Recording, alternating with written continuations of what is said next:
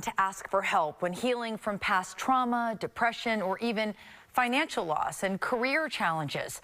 Joining us now is counselor, life coach, and author of Helping Americans Heal, David Essel, with advice during these challenging times. David, it is such a pleasure to meet you. Gail, it's great to be with you here as well. And how timely is your book right now with helping Americans heal? Because pretty much everything I mentioned, whether it's financial, emotional, trauma, I mean, people are struggling right now. Big time. You know, we call the book Helping Americans Heal the Bible for healing during these challenging times because we're lost. You know, in the book, we cover grief recovery.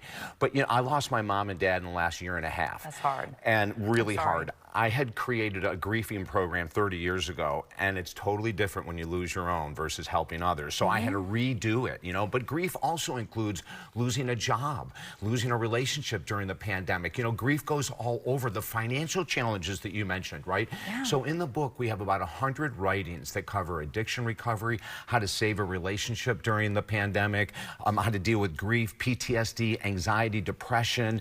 Everything you can imagine is in the book, which is why it's called the Bible. And last week, it went #1 bestseller. Congratulations. So thank you. We're so excited. That is fantastic. You know? Yeah. And I do love that you touch on relationships, too, because I think, you know, with couples, somebody might be really struggling mentally because of the pandemic, and the other partner doesn't quite get what's going on. Maybe it didn't impact them the same way it impacted the other person. That's right. So if one of us was an introvert and the other one was an extrovert, the introvert might be fine during the pandemic, and the extrovert goes out of their mind. They're used to being social and going to networking meetings and all that, right? Sure.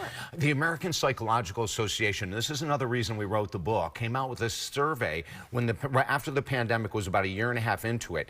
80% of marriages in this country are at the worst place they've ever been.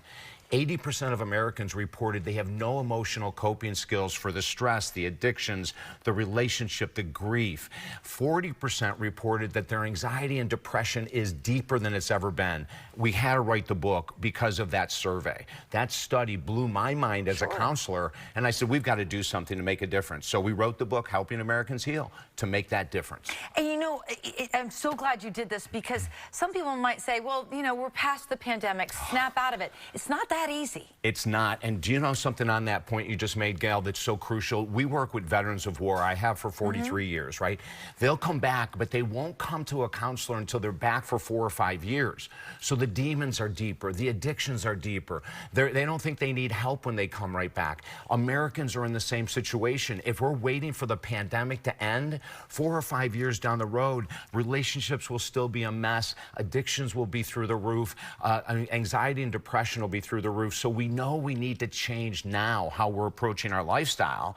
And if we do it, the work-life balance can come into play. We can look for permanent alcohol recovery. That means people who are struggling during a pandemic, and we've gotten so many addictions during the pandemic. We teach a permanent recovery program for all addictions, alcohol, emotional spending, food addictions. So we really want Americans to know that there are people here that freaking care, right? Yeah. And that we have solutions to the challenges. And we're about kind of a minute left, but would you say this is the first step in healing? This book, at least it opens the conversation. It'll open the mind, and people will find themselves, Gail, in the stories. They'll go, oh my gosh, I never thought that you know, there's a really quick story I'll tell you. A woman came to me and she said, I think I'm struggling with deep depression. We worked together for about 4 weeks, and at the end of it, I diagnosed and I said, honey, you're dealing with PTSD. Post-traumatic stress disorder. Just like a veteran who comes back, you have anxiety, depression, you've gained 80 pounds, you went through a divorce, you lost your 2 dogs, you lost your job. That's not ordinary depression. No. That's PTSD. So we educate people with the book on the difference between anxiety, depression, PTSD. And the other thing, Gail, that is very close to my heart, even as a counselor, in 1990, I had a failed suicide attempt. Oh my gosh. From 1990 to this day, I have dedicated every ounce of my time, energy, and money into helping people with mental health challenges, you know?